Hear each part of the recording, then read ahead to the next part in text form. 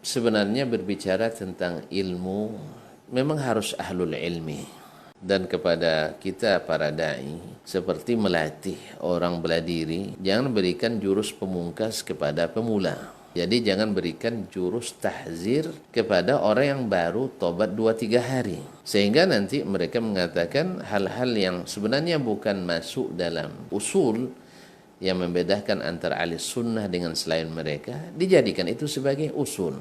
Misalnya kalau melihat orang yang masih merokok misalnya, walaupun sudah ngaji, oh ini tidak semanhaj dengan kita. Ini beda, merokok itu bukan manhaj, itu maksiat. Bahkan lebih dari itu dilakukan oleh orang yang, mohon maaf, manhajnya sahih, artinya mengikut as-salafus salih, dia masih bergelimang dengan maksiat, baik yang tersembunyi maupun yang terang-terangan.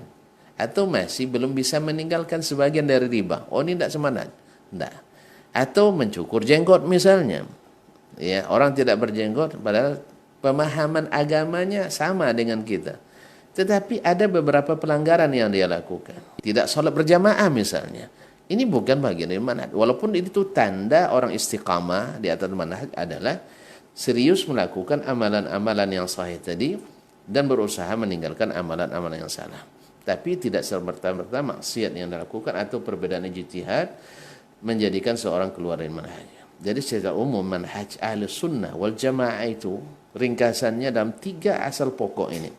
Yang pertama adalah menta'zim nas syar'i, yaitu Al-Quran dan hadis dan atharus salaf. Mereka menta'zimnya lebih dari apapun. Artinya bila datang perkataan Allah dan Rasul, dia tidak akan mencari lagi perkataan yang lain, atau mentawil perkataan Allah dan Rasul supaya sesuai dengan perkataan ulama yang lain.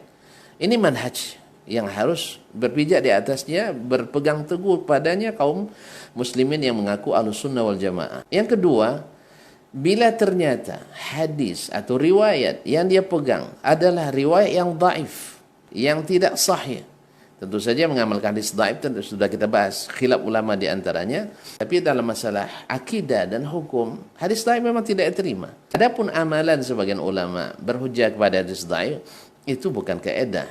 Bisa saja itu kesalahan ulama tersebut. Buktinya ketika dalam tarjih, dalam ikhtiyaratul fiqhiyah kita katakan wasahihu minal mazahib atau sahih minal aqwal ma kadza. Lalu adalah ini, dalilnya ini. Adapun riwayat dalil yang dipakai oleh yang mengatakan ini hadisnya dhaif, bertentangan dengan hadis yang sahih, maka kita kalau sudah jelas hadisnya dhaif, bahkan kalau dhaif jiddan, apalagi kalau palsu, kita akan tinggalkan. Ini manhaj Ahlussunnah wal Jamaah. Kembali.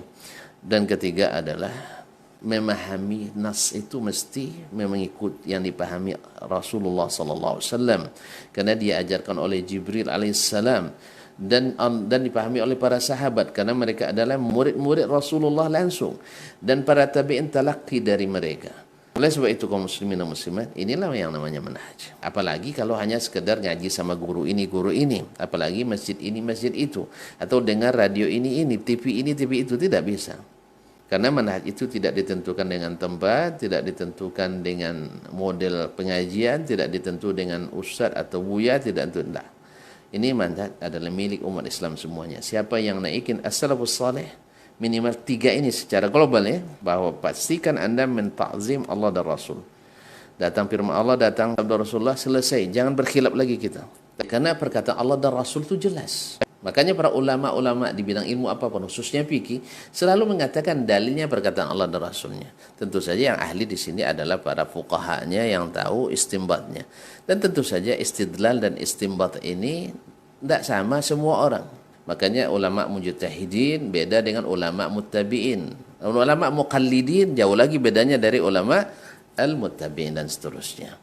Oleh sebab itu ikhwani fillah, jangan sembarang mengatakan ini manhaj, ini bukan manhaj. Itu adalah perkataannya orang-orang yang berilmu, bukan kita.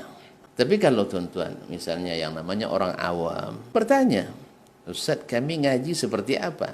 Di situ silahkan, tapi jangan menjadi penghukum. Kita ini bukan orang yang belum ahli dalam menetapkan hukum si fulan tidak semanhaj, si fulan tidak semanhaj. Nanti karena apa? Lihatnya nanti tadi. Oh, salatnya di masjid ini, tidak salat masjid ini. Oh, dia bukan manhaj. Itu salah besar. Salah besar. Wallahu taala alam. Wassallallahu ala nabiyina Muhammadin wasallam.